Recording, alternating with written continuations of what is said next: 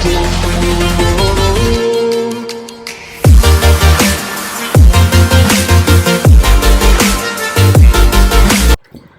Students, welcome back to the channel Shiksha Tube. स्वागत है आपका एक नए लेसन में। हर बार की तरह पिछले लेसन का एक रिकैप करेंगे जिससे कि हम रिवाइज कर पाए लास्ट लेसन में हमने क्या किया था। तो लास्ट लेसन में हमने सीखा था ऑक्सीडेशन, रिडक्शन, कोरोजन और रैंसिडिटी के बारे में एग्जाम्पल्स के साथ, और उसी के साथ हमने ये चैप्टर का थ्योरी पार्ट हमने खत्म कर लिया था।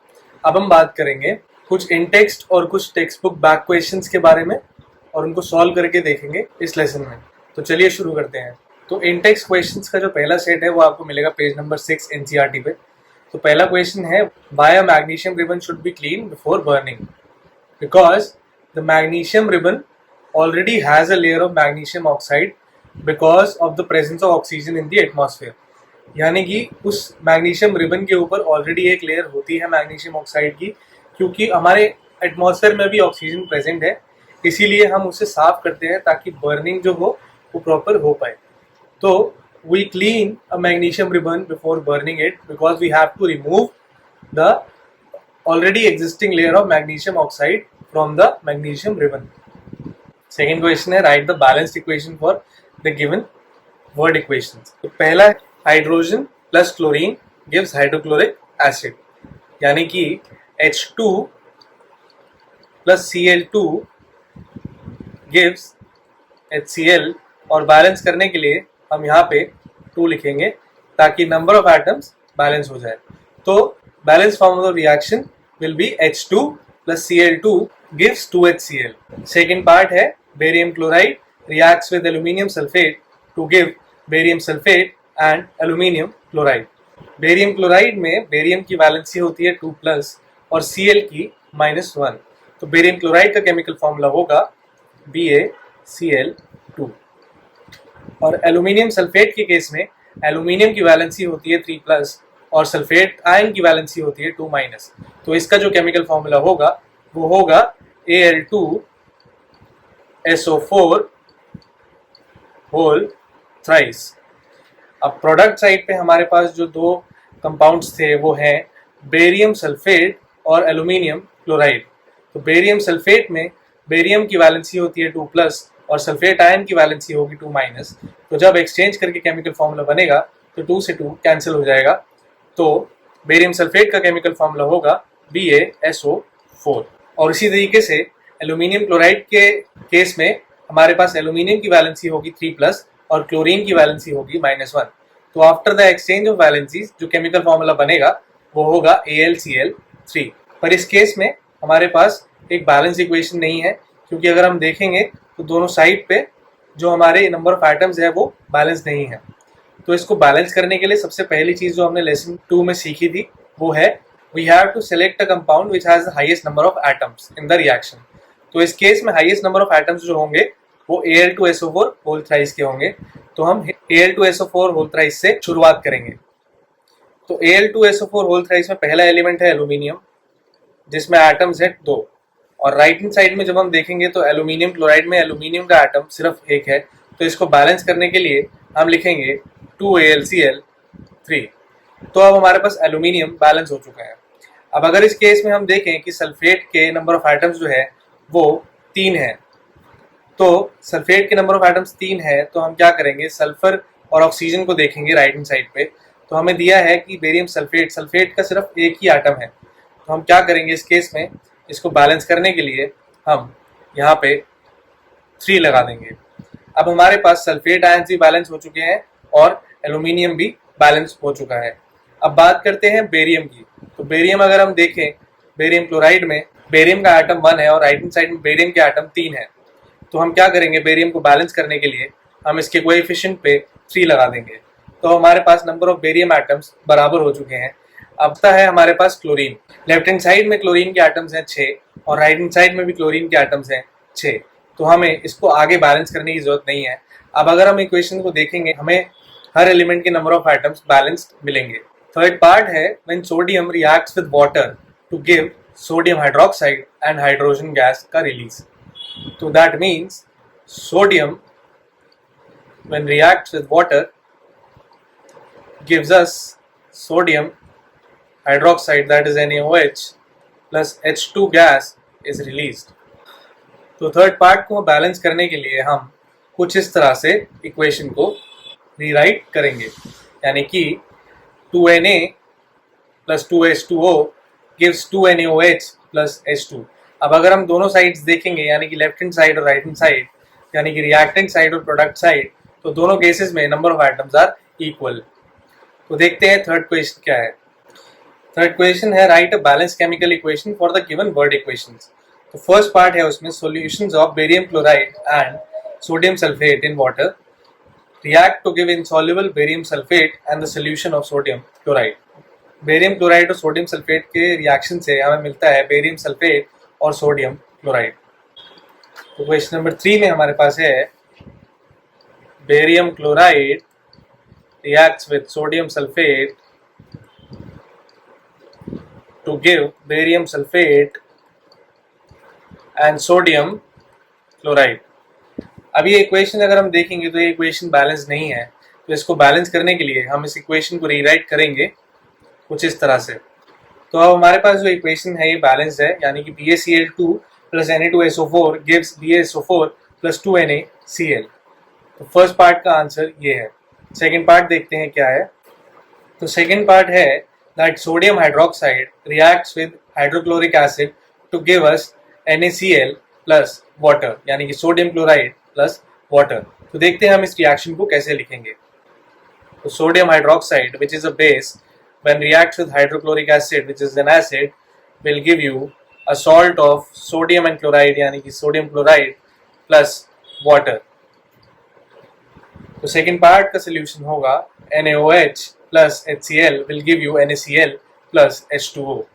Because this is N acid and base reaction. जब भी हम एसिड और बेस को रिएक्ट करते हैं तो हमें एक सॉल्ट जरूर मिलती है. इस केस में सॉल्ट हमें मिला है क्लोराइड का, सोडियम क्लोराइड. तो इस केस में हम बोलेंगे NaOH when reacts with hydrochloric acid will give you a salt of sodium chloride and water. Page number 10 पे जो इंटेक्स क्वेश्चन है उसमें जो पहला क्वेश्चन है that name the substance X which is used for white washing and also write its formula. तो हमने last lesson में जब कॉम्बिनेशन रिएक्शन डिस्कस किया था तो हमने ये पढ़ा था कि the compound which is used for white washing is slaked lime, जो कि रिएक्शन से बनता है कैल्शियम ऑक्साइड और वाटर के. तो हम देखते हैं कि रिएक्शन क्या होगा. फर्स्ट पार्ट में हम लिखेंगे कैल्शियम ऑक्साइड और वाटर के रिएक्शन से जो रिगरस रिएक्शन होता है उससे हमें मिलता है कैल्शियम हाइड्रोक्साइड जो कि है स्लेग लाइम, जो कि हमने लेसन नंबर 3 में भी डिस्कस किया था. और क्योंकि एक बहुत रिगरस रिएक्शन होता है इसीलिए इसमें हीट भी रिलीज होती है.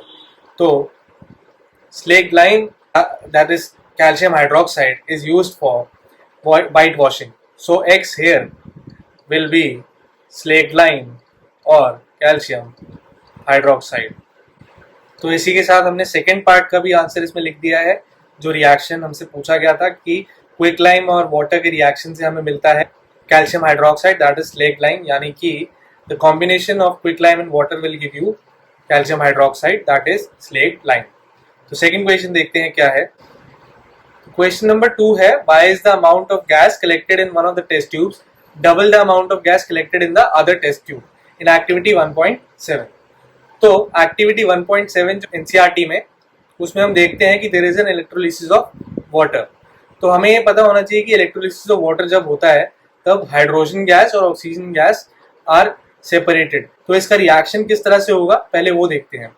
तो when we electrolyze water then we get hydrogen gas and oxygen gas. तो क्लियरली अभी ये इक्वेशन बैलेंस नहीं है, तो इसको बैलेंस करके देखते हैं. तो अब हमारे पास जो इक्वेशन है वो बैलेंस इक्वेशन आ चुकी है that is 2H2O will give you 2H2 plus O2. So हम क्लियरली देख सकते हैं the volume of H2 gas is double the volume of O2 gas, यानी कि the volume of hydrogen that will be the amount of gas that will be collected in one test tube that is of hydrogen will be double the amount of gas collected of oxygen.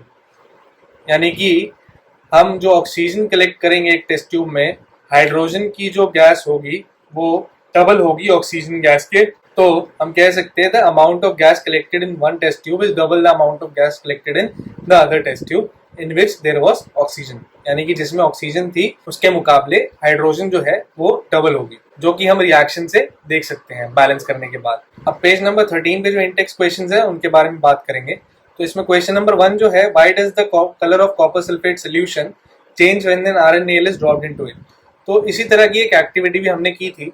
तो इसका solution कुछ ऐसा होगा, जब भी हम iron को copper sulphate solution में डालेंगे तो वो आयरन सल्फेट बनाएगा और कॉपर का आयन डिस्प्लेस हो जाएगा, यानी कि this is a displacement reaction जिसमें कि आयरन जो है वो कॉपर के आयन को डिस्प्लेस कर रहा है from the solution of copper sulphate. तो कॉपर सल्फेट का ओरिजिनल कलर जो होता है वो ब्लूइश होता है, और जब वो आयरन नेल के साथ रिएक्ट करता है तो जो कलर हमें मिलता है वो होता है ग्रीनिश। तो since it is a displacement reaction, तो आयरन जो है वो कॉपर से ज्यादा रिएक्टिव है, इसीलिए वो कॉपर के आयन को कॉपर सल्फेट सोल्यूशन से डिस्प्लेस कर देता है और आयरन सल्फेट फॉर्म करता है। तो यही रीजन है कि कलर चेंज हो जाता है कॉपर सल्फेट का इस रिएक्शन में। तो सेकंड क्वेश्चन है, give an example of a double displacement reaction other than the one given in activity 1.10। तो हम इसमें एक रिएक्शन लिखते हैं, एग्जाम्पल लेते हैं डबल डिस्प्लेसमेंट का। ये रिएक्शन हमने अभी थोड़ी देर पहले भी डिस्कस किया है, जो कि है रिएक्शन NaOH यानी कि सोडियम हाइड्रोक्साइड का एसिड HCl के साथ। तो हमें मिलेगा सॉल्ट यानी कि NaCl प्लस H2O।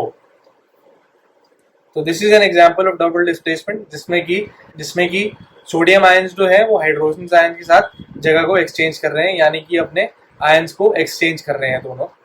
तो this is an example of double displacement. तो थर्ड क्वेश्चन है, identify the substances that are oxidised and the substances that are reduced in the following reactions. तो पहला रिएक्शन जो हमें दिया है वो है sodium with oxygen gives sodium oxide, that means 4Na plus O2 gives 2Na2O। तो हम इस क्वेश्चन को करने से पहले रिवाइज करते हैं कि हमने क्या डिस्कस किया था कि ऑक्सीडेशन कब होता है और रिडक्शन कब। तो ऑक्सीडेशन हम तब कंसिडर करते हैं जब ऑक्सीजन गेन हो किसी भी सब्सटेंस में या फिर हाइड्रोजन लूज हो। सेम वे रिडक्शन हम तब कंसिडर करते हैं जब किसी सब्सटेंस में हाइड्रोजन गेन हो और ऑक्सीजन लूज। तो अब देखते हैं फर्स्ट पार्ट में ऑक्सीडाइज कौन हो रहा है और रिड्यूस कौन सा सब्सटेंस हो रहा है। तो क्लियरली सोडियम जो है वो ऑक्सीडाइज हो रहा है, क्योंकि प्रोडक्ट साइड में सोडियम ऑक्साइड फॉर्म हो रहा है तो ऑक्सीजन गेन हो रहा है। सिमिलर वे में ऑक्सीजन जो है इस केस में वो रिड्यूस हो रहा है। सेकेंड पार्ट है copper oxide when reacts with hydrogen will give you copper plus water. तो इट इज वेरी क्लियर कि कॉपर ऑक्साइड जो है वो रिड्यूस हो रहा है because it is losing oxygen, and hydrogen is getting oxidised because it is gaining oxygen. तो इसी के साथ हमने इंटेक्स क्वेश्चंस खत्म कर लिए हैं इस चैप्टर के। नेक्स्ट लेसन में हम डिस्कस करेंगे कुछ टेक्स्ट बुक के back questions. So thanks for watching and keep watching. So that will be all for this video. If you have any doubts, you can mail us at newsuccess.8@gmail.com. And do not forget to like, share, and subscribe. Also, hit the bell icon for other lessons. Thank you.